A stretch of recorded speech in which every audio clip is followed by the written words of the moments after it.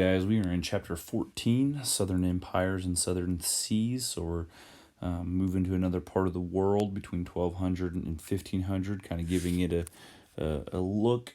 Your objectives for today, didn't list them, sorry. Try to get those on there next time. Identify the location and fundamental environmental characteristics of the tropics and their environmental zones, including the arid areas, rainforests, river valleys, savannas, plateaus, and mountainous regions, and explain how people made their livings in these various environmental zones. 2. Identify and compare two Islamic empires of Mali and the Delhi Sultanate. 3. Describe the Indian Ocean trade and identify the major roles played in the trade by the Swahili city-states, Aden, Gujarat, and the Malabar coast, and Malacca. And 4.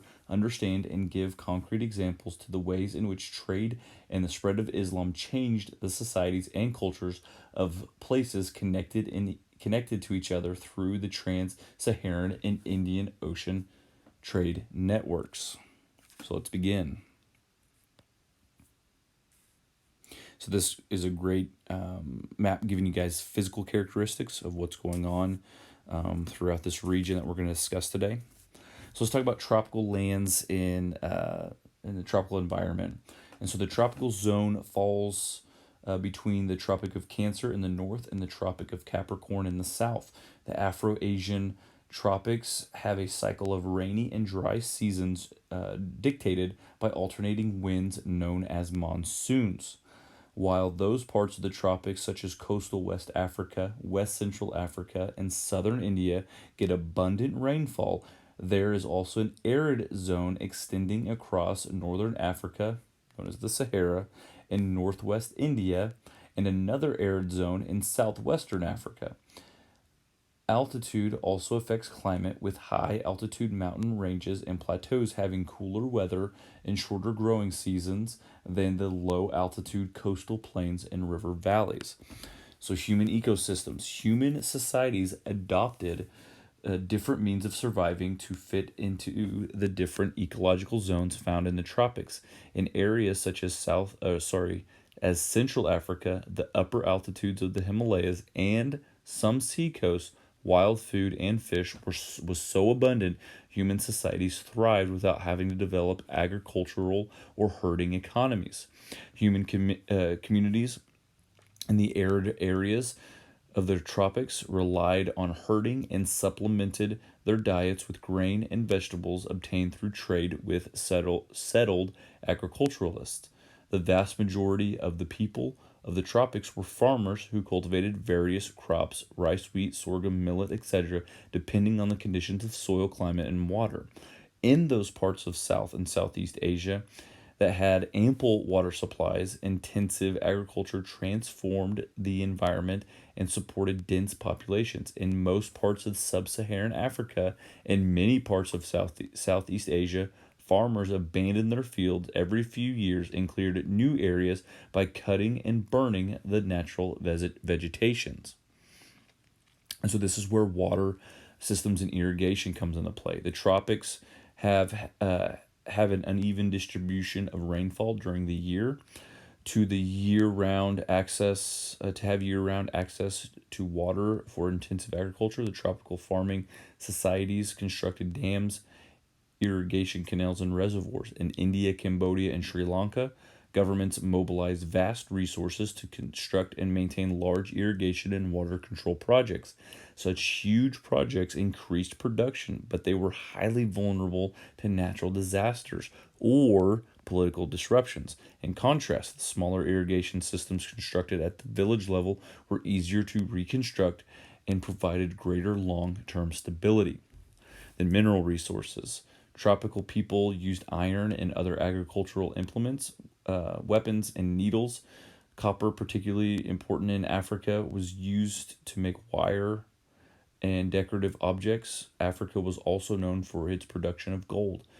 Metalworking and food-producing systems mobilized the labor of ordinary people to produce surpluses that in places supported powerful states and profitable commercial systems. Neither those of the elite enterprises would have been possible without the work of ordinary people.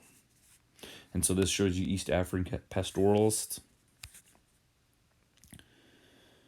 Camel caravan carrying salts.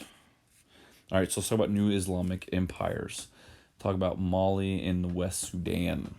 Islam spread to sub-Saharan Africa by a gradual process of peaceful conversion. Conversion was facilitated by commercial contacts. In 1240, Sundiata, the Muslim leader of the Malinki people, established the Kingdom of Mali.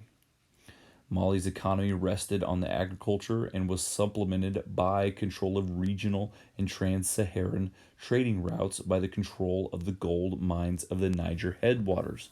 The Mali ruler Mansa Kankan Musa, who ruled from 1312 to 1337, demonstrated his fabulous wealth during the pilgrimage to Mecca. When he returned to Mali, Mansa Musa established new mosques and Quran schools. The kingdom of Mali declined and collapsed in the mid to late 15th century because rebellions from within and attacks from without. Intellectual life and trade moved to other African states, including the Hassa states and the Kanem Bornu region. And then you also have the the Delhi Sultanate in India. Between 1206 and 1236, the divided states of northeast India were defeated by the violent Muslim Turkish conquerors under the leadership of the Sultan Iltutmish, then settled down to rule India relatively peacefully. Their Hindu subjects never forgave the violence of the conquest.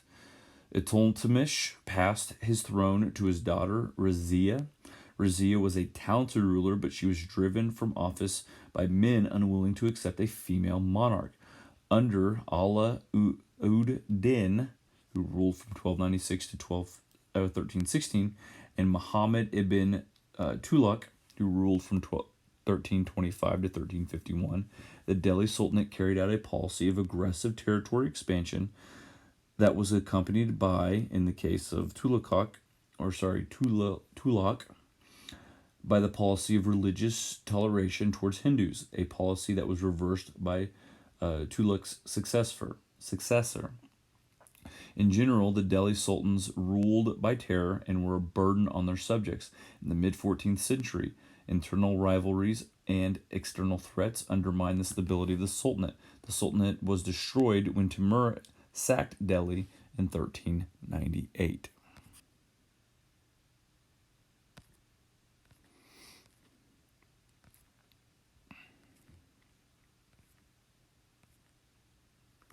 Let's talk about Indian Ocean trades, beginning with monsoon mariners. The Indian Ocean trade increased between 1200 and 1500. It was stimulated by the prosperity of Europe, Asia, Africa, and Southeast Asian states. In the Red and Arabian Seas, the trade was carried on dhows. From India onto Southeast Asia, junks dominated the trade routes.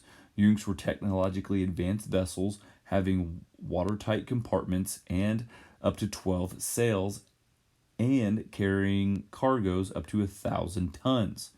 Junks were developed in China, but during the 15th century, junks were also built in Bengal, South and Southeast Asia, and sailed with crews from those places.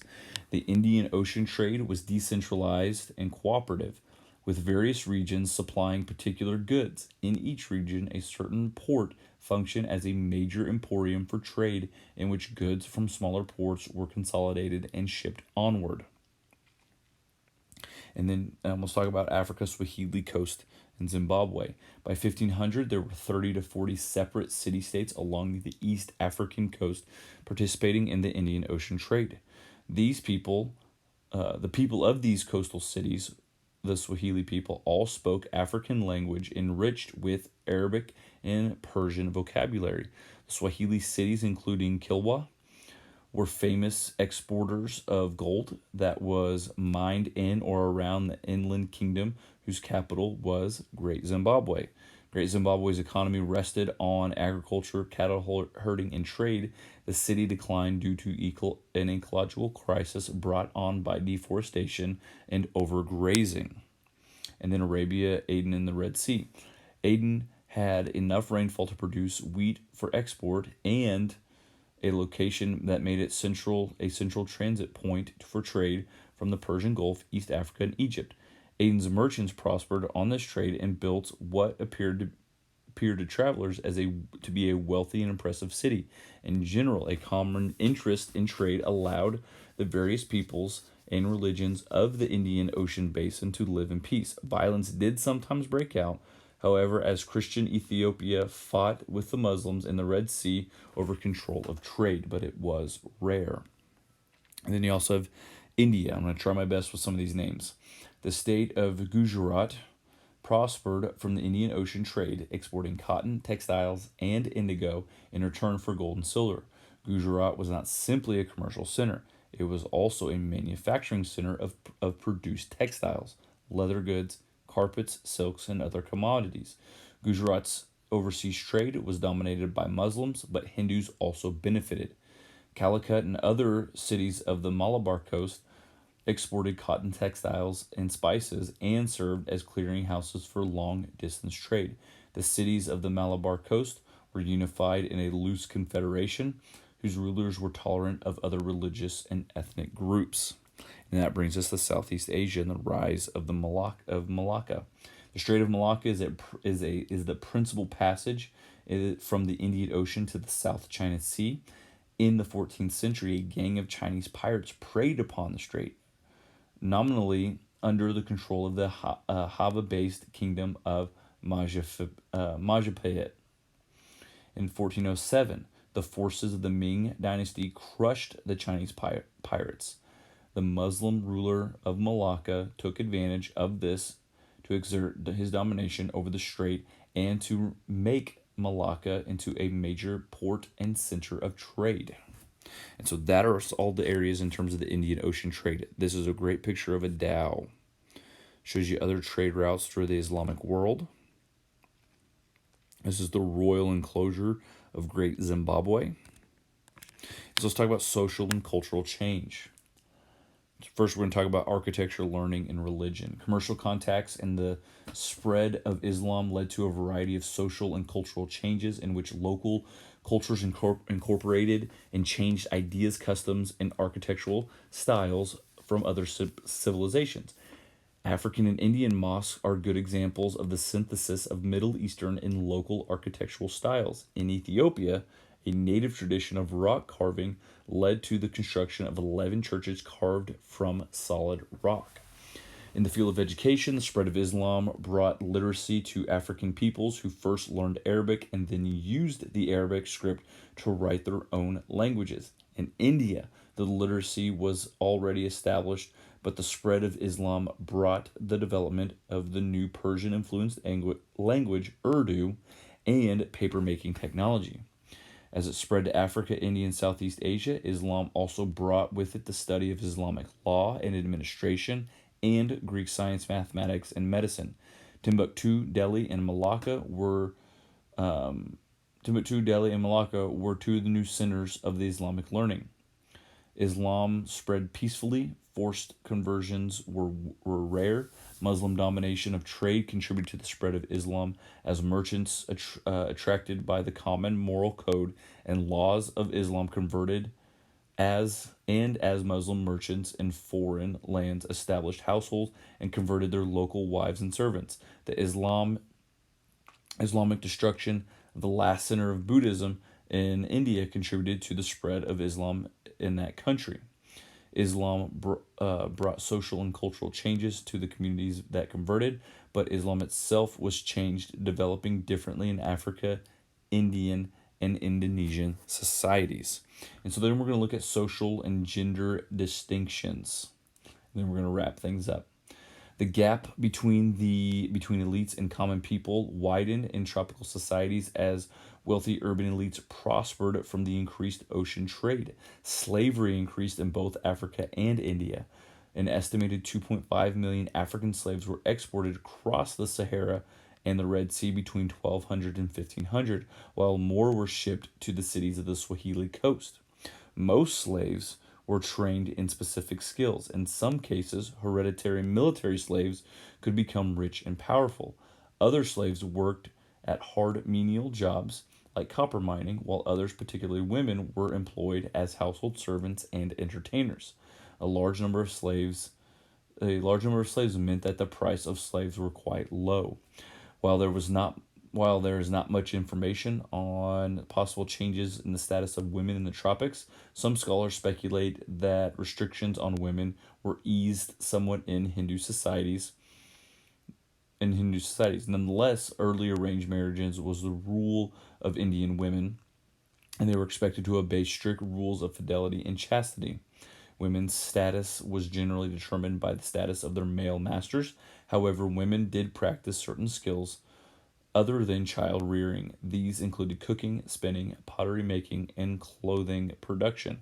It is difficult to tell what the effect of the spread of Islam might have had on women. It is clear that in some places, such as Mali, Muslims did not adopt the Arab practice of veiling and secluding women.